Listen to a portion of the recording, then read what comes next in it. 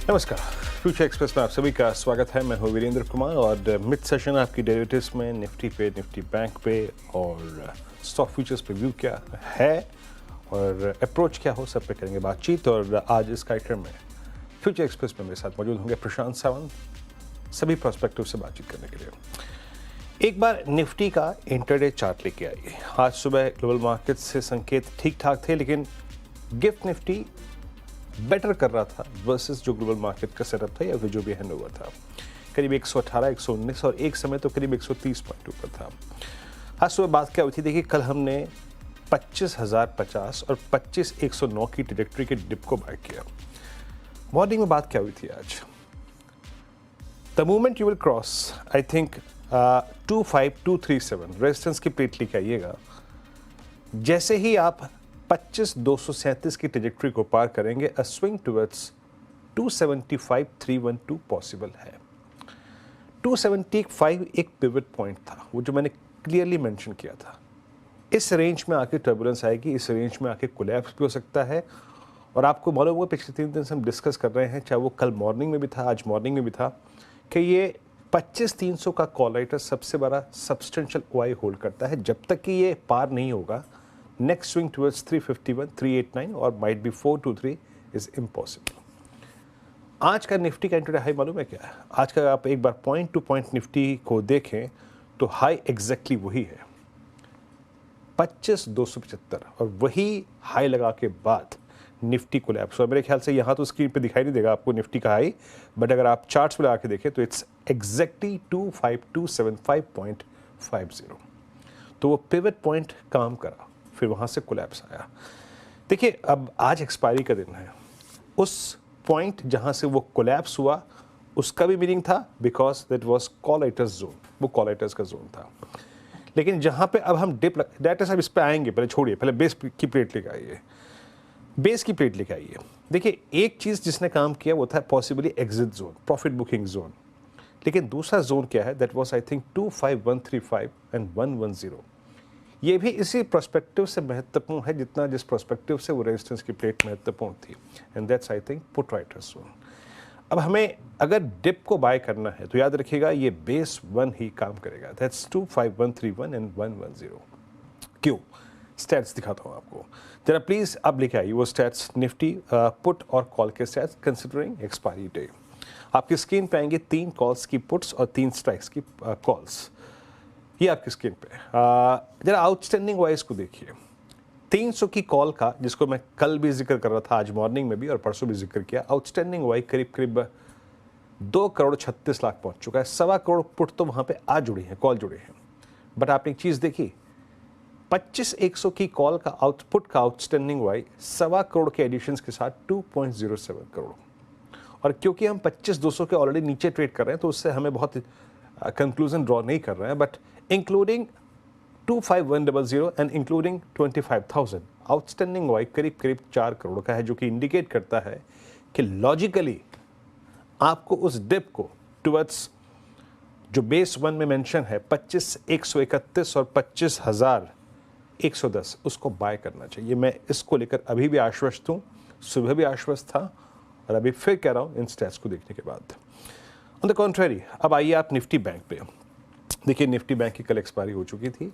कल हुआ क्या था, एक सब्सटेंशियल गैप डाउन के बाद जो हमने बेस तय किया था 51,210 वही लो था, बट हम उस रेंज से इजेक्ट करने के बाद बहुत दूर तक नहीं गए। क्यों? क्योंकि गैप डाउन के बाद कल 51,400-500 के कॉल राइटर्स हावी हो गए थे। आज सुबह क्या बात हुई थी, हमारे पास 2 सबसे अहम सप्लाई क्लस्टर्स हैं, वो है 51,515 और 694। जब तक हम इस जोन को पार नहीं करेंगे, अब नेक्स्ट स्विंग टुवर्ड्स 748,933 नहीं आएगा। 694 पॉइंट था, 515 पॉइंट था, एग्जैक्टली निफ्टी बैंक का डे हाई यही है और वहीं से कोलैप्स हो गया। अब जरा स्टैट्स को देखते हैं। देखिए आज की ज़्यादा इंपॉर्टेंस जो है वो निफ्टी के लिए है। अगर हम एक रेंज बाउंड ट्रेड पे फोकस कर रहे हैं तो निफ्टी के लिए ज़्यादा महत्वपूर्ण है वो रेंज। अब आप स्टैट्स को देखिए, वो कॉल्स और पुट्स क्या कह रही हैं। We are still at 51,468। 51,500 की कॉल लगातार ओआई ऐड कर रही है। 3750 का आउटस्टैंडिंग ओआई 20 लाख से जुड़े हैं यहाँ पे। लेकिन पुट राइटर्स को अगर आप देखें तो 51,300 पे 10 लाख का, 51,200 पे 8 लाख का, 51,000 पे। मुझे कहीं ना कहीं इनपुट्स का आउटस्टैंडिंग वाई उतना ज़्यादा और प्रभावशाली नज़र नहीं आ रहा है, बट कॉल राइटर्स हैं और 52,000 पे 20 लाख का आउटस्टैंडिंग वाई और 51,800 पे 10 लाख का आउटस्टैंडिंग वाई। अप्रोच वही रहेगी, याद रखिएगा जो बात हुई थी सुबह। अगर बैंक निफ्टी को इस रेंज में खेलना है तो फोकस ऑन बेस, जो सुबह मॉर्निंग कमेंट्री में बेस मेंशन किया गया था, वो क्या था? 51,205, 51,097, that's 10-20 day exponential average put writers का जोन। वो नहीं तो सुबह जो रेजिस्टेंस की प्लेट मेंशन की गई थी 51,535 और 51,694, जब ये पार हो जाए तभी आप कोई ट्रेड लेंगे निफ्टी बैंक में। Till the time range bound, और रेंज बाउंड में अगर हमें एक डायरेक्शनल ट्रेड लेना है तो बेस वन के इर्द गिर्द। प्रशांत, गुड मॉर्निंग, गुड आफ्टरनून। आपकी टेक इस वक्त निफ्टी बैंक पर, आपकी रीडिंग क्या कह रही है? जी वीरू जी, वेरी गुड आफ्टरनून। मेरे निफ्टी की जो एनालिसिस है ऑलमोस्ट आपके साथ सिंक में ही है। अगर हम डेली स्पॉट चार्ट देखें तो कल और परसों के बीच एक गैप बना हुआ है, जो अगर हम लेवल देखें स्पॉट में तो करीबन 25,280 से लेके 25,200 यानी 80 पॉइंट की गैप है, जो एक रेजिस्टेंस की तरह काम कर रही है। तो मेरे लिए क्लियर कट व्यू होगा कि या तो मैं डिप पे बाय करूं या 25,280 के ऊपर क्लोज होने के बाद एक पोजिशनल अप्रोच लूं। ओवरऑल मुझे लग रहा है कि अब आपको क्या करना होगा, जिनके पास एग्जिस्टिंग लॉन्ग है यानी जो लॉन्ग्स कैरी कर रहे हैं, तो आप 25,140, 25,125 इस जोन से ट्रेड कीजिए from a short term perspective, ताकि अगर ये गैप आपको रिएक्ट करे तो आपके profits almost near to the current price book हो जाए और एक डिप के लिए वेट कीजिए। मोमेंटम जैसे मैंने कहा 25,280 यानी हम मान के चलेंगे 25,300 के ऊपर एक भी क्लोजिंग मिल जाए, उसके ऊपर मोमेंटम आएगा। बट अगर मुझे दोनों इंडाइसेस को कंपेयर करना है और सितंबर महीने के हिसाब से एक पोजिशनल अप्रोच बनाना है, मुझे लग रहा है कि इस लेवल पे दोनों में जो बेहतर होगा वो बैंक निफ्टी होगा, क्योंकि अभी हम 51,500 के आसपास ट्रेड कर रहे हैं। और मेरी एक क्लियर कट राय बैंक निफ्टी के बारे में है कि यहाँ से जस्ट 300 पॉइंट ऊपर यानी 51,800 के ऊपर हमें एक भी क्लोजिंग मिल जाए, वहां से हमें 600-700 पॉइंट की रैली मिल सकती है। तो दोनों इंडाइसेस में अगर चुनना हो एक लेवल बेस्ड ट्रेड पोजिशनली, तो मेरा झुकाव थोड़ा बैंक निफ्टी के करीब ज्यादा होगा। पर एक चीज दोनों में नजर रखनी होगी, निफ्टी के लिए रिलायंस, बैंक निफ्टी के लिए एचडीएफसी बैंक दोनों ही स्लगिश चल रहे हैं। इन दोनों स्टॉक्स का कंट्रीब्यूशन आना बहुत अहम होगा, ताकि दोनों इंडाइसेस जो लेवल्स हम बात कर रहे हैं उसके ऊपर क्लोजिंग देके हम सितंबर महीने के लिए एक पोजिशनल अप्रोच रख सकते।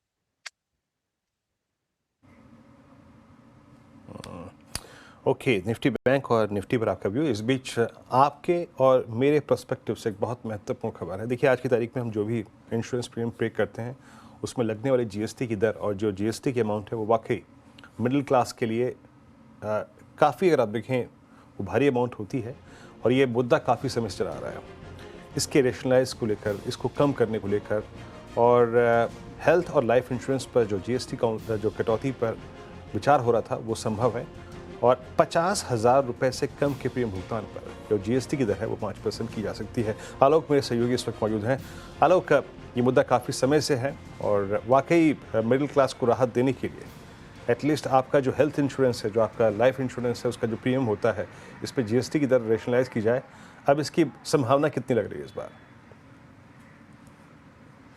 बिल्कुल बिल्कुल, देखिए, जो सीएनबीसी आवाज के सूत्रों से जानकारी मिली है कि इसमें जो सबसे महत्वपूर्ण जो एक विकल्प आया है सामने, वो आया है कि जो 50,000 रुपए तक का सालाना प्रीमियम है हेल्थ और लाइफ इंश्योरेंस पे, वहां पर 5% जीएसटी वसूला जाए। यानी अभी जो 18% जीएसटी लगता है उसको घटाकर 5% की जाए। लेकिन जो मैं बता दूं, सबसे अहम बात यह है कि जो फिटमेंट कमेटी इस पूरे मसले को देख रही थी वो किसी ठोस नतीजे पर नहीं पहुंच पाई है।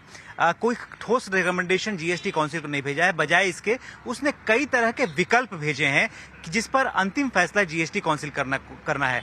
अगर हम विकल्पों की बात करें तो सबसे पहला विकल्प तो यह है कि जो लाइफ इंश्योरेंस है वहां पर कहा गया है कि जो प्योर टर्म इंश्योरेंस होगा, जहां पर कोई इन्वेस्टमेंट नहीं होगा, वहां पर जीएसटी को घटाकर 5% किया जाए या फिर उसको माफ किया जाए। एक तो यह है। रही बात अगर हेल्थ इंश्योरेंस की बात करते हैं तो वहां पर भी 4 विकल्प दिए गए हैं। वहां पर कहा गया है कि अगर हम पूरे तौर पर अगर हम हेल्थ इंश्योरेंस पर जीएसटी को एग्जम्प्ट कर देते हैं तो वहां पर 3500 करोड़ रुपए का सालाना रेवेन्यू का नुकसान होगा। दूसरा विकल्प यह दिया कि सिर्फ सीनियर सिटीजन को, जो कि 5 लाख तक कवरेज है उनको, उनको घटाकर उन पर जो जीएसटी है उसकी कटौती की जाए। तो वहां पर बताया गया है करीब 1700 करोड़ रुपए का नुकसान है। तीसरा ऑप्शन है कि जो प्रीमियम सिर्फ सीनियर सिटीजन पे करते हैं उन पर एग्जम्पशन दिया जाए, तो वहां पर 650 करोड़ रुपए का नुकसान है। और अगर पूरी तरह से हेल्थ इंश्योरेंस पर अगर जीएसटी हटा दिया जाए तो उससे जो फिटमेंट कमेटी का असेसमेंट है कि इससे 3500 करोड़ रुपए का नुकसान पहुंचेगा। तो ये सिर्फ रेवेन्यू कैलकुलेशन और क्या क्या अलग विचार ऑप्शन हो सकते हैं वो जीएसटी काउंसिल को भेजा गया है। लिहाजा पूरा फैसला जो है उसमें जीएसटी काउंसिल को करना है। लेकिन कहीं ना कहीं जो हमें सूत्र बता रहे हैं कि ये जो सबसे महत्वपूर्ण फैसला है कि 50,000 रुपए का सालाना प्रीमियम पर 5% जीएसटी घटाने का, इस पर फैसला हो सकता है और इससे खासतौर से जो लोअर क्लास और मिडिल क्लास है उनको बड़ी राहत मिल सकती है। अब देखना होगा कि जीएसटी काउंसिल के अंदर जो तमाम मेंबर्स हैं वो किस तरह का डिलिब्रेशन करते हैं, किस सहमति पर, किस ठोस सहमति उनके अंदर बन पाती है, क्योंकि ये मुद्दा काफी लंबे समय से चल रहा है, कोई अभी तक सहमति नहीं बन पाई थी।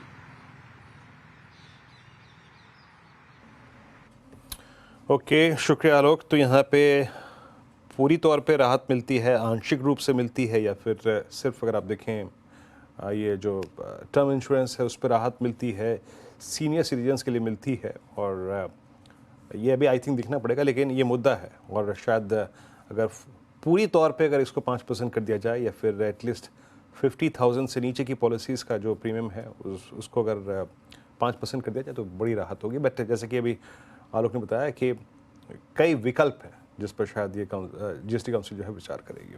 शुक्रिया आलोक आपका पूरा इस बातचीत के लिए। अब एक काम करते हैं, ब्रेक लेते हैं। जब ब्रेक के बाद लौटेंगे तो प्रशांत के आज के डेट्स के बारे में बात करेंगे। हाजिर होते हैं कुछ देर में।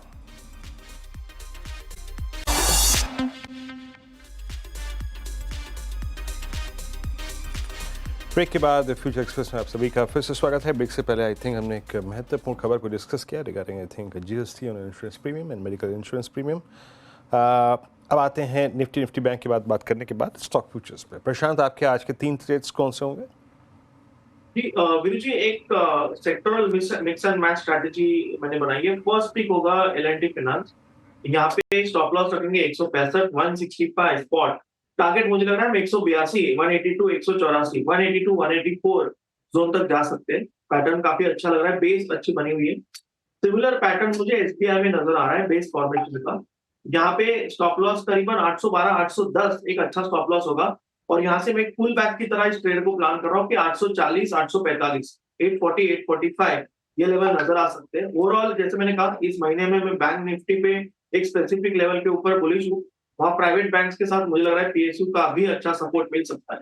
और जो थर्ड पिक मेरी होगी वो होगा एक ब्रेकआउट कैंडिडेट आईओसी।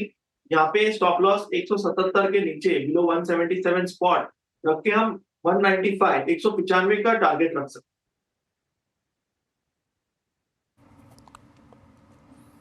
ओके, दो ट्रेड्स हो गए यहाँ पर आपके एसबीआई। डेटा से जरा प्लीज़ एक एक करके ट्रेड्स रखिएगा, फिर आगे बढ़ेंगे। और प्लेट्स रखिएगा डेरिवेटिव प्लेट्स के। एल&टी फाइनेंस 171.70 पे बाय है, 182 और 184 का टारगेट, 165 का स्टॉप लॉस है।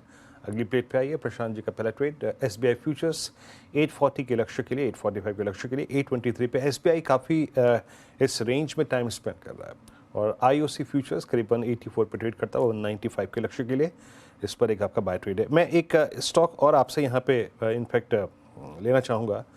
आप एक चीज़ अगर आप देखें प्रशांत, फार्मा में लॉरस, सिंजिन, इन्होंने काफ़ी स्ट्रॉन्ग मूव जनरेट किए हैं। एक बार एक स्टॉक स्क्रीन पे और लेके आइएगा, पीईएल 2.5% ऊपर 1090 पे, ये भी एक एज पे बैठा हुआ है। 1090, 1091 पे आपका व्यू इस स्टॉक पे इस वक्त? जी वीरू जी, एक्चुअली अगर मैं कहूँ तो आपने मेरे लिस्ट में से जो मैंने चौथा स्टॉक लिखा था वही पढ़ा है काइंड ऑफ, क्योंकि मेरा एनालिसिस इसी डायरेक्शन में गया था। इसको शायद मैं आईओसी की जगह रखता अगर ब्रेकआउट उस लेवल का होता, बट मुझे लग रहा है ये डेफिनेटली स्ट्रेंथ दिखा रहा है। थोड़े वॉल्यूम्स होते तो मैं इसको डेफिनेटली आईओसी के ऊपर रखता, बट यहाँ पे भी हम प्रीएम्प्ट कर सकते हैं। मुझे लग रहा है एक रेजिस्टेंस के लेवल पे क्लियर कट मूव आ रही है। डे हाई पे हम अभी भी ट्रेड कर रहे हैं। यहाँ पे 1065 के नीचे पोजिशनल स्टॉप लॉस रख के लॉन्ग रहना चाहिए। और ये एक रिस्क लेने लायक लगी, क्योंकि अगर ब्रेकआउट हो जाए तो आपको सीधा 1125, 1130 ये लेवल्स भी नजर आ सकते हैं। सो ओवरऑल मुझे लग रहा है कि पैटर्न पॉजिटिव है। सिर्फ वॉल्यूम्स आए और एक ब्रेकआउट सस्टेन करे तो आपको 1125 का टारगेट, 1065, 1065 के आसपास स्टॉप लॉस रख के आप लॉन्ग रह सकते हैं। ओके, पिरामिड एंटरप्राइजेज, चलिए तो ये 4 ट्रेड्स हो गए अल्टीमेटली, जहां पर आपको स्विंग अच्छे जनरेट मिलते हुए। अच्छा, इस बीच एक बार निफ्टी को आखिरी बार देखते हुए आते हैं। इट्स 25,192, ये एज है निफ्टी का, मतलब एज मतलब 25,200 के एज पे बैठा हुआ है। और निफ्टी बैंक जो है वो करीब करीब 51,470 की रेंज में। तो स्टॉक फ्यूचर्स इंडिसेस यहाँ पे कंप्लीट हो गए। एक ब्रेक के लिए चलते हैं, जब ब्रेक से लौटेंगे तो बात करेंगे आज का सस्ता ऑप्शन ट्रेड के बारे में। छोटा सा ब्रेक लेके हाजिर होते हैं।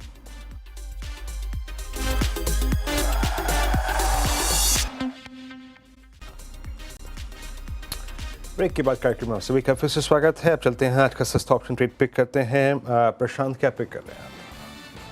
तो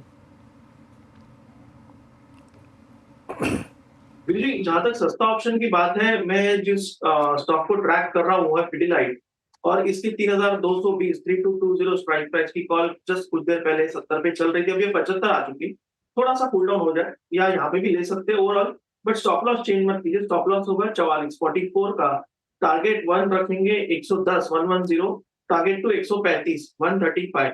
मुझे लग रहा है कि इसमें काफी स्ट्रेंथ है, और ये जो अपॉर्चुनिटी है थोड़े से लोअर लेवल पे मिल रही है, यहाँ पे ऐड करना चाहिए। मोमेंटम यहाँ पे डेफिनेटली बढ़ सकता है। ओके, पिडिलाइट की कॉल ऑप्शन आपके स्क्रीन पे 3220 के @7495 भी आपको लेनी है। बहुत बहुत शुक्रिया प्रशांत, आप इस कार्यक्रम में शामिल हुए। सभी स्टॉक्स और इंडेक्सेस पे रखिए आपने। फिलहाल एक ब्रेक, आपसे अगली मुलाकात होगी आज कमाई का अड्डा में अनुज के साथ। तब तक के लिए नमस्कार।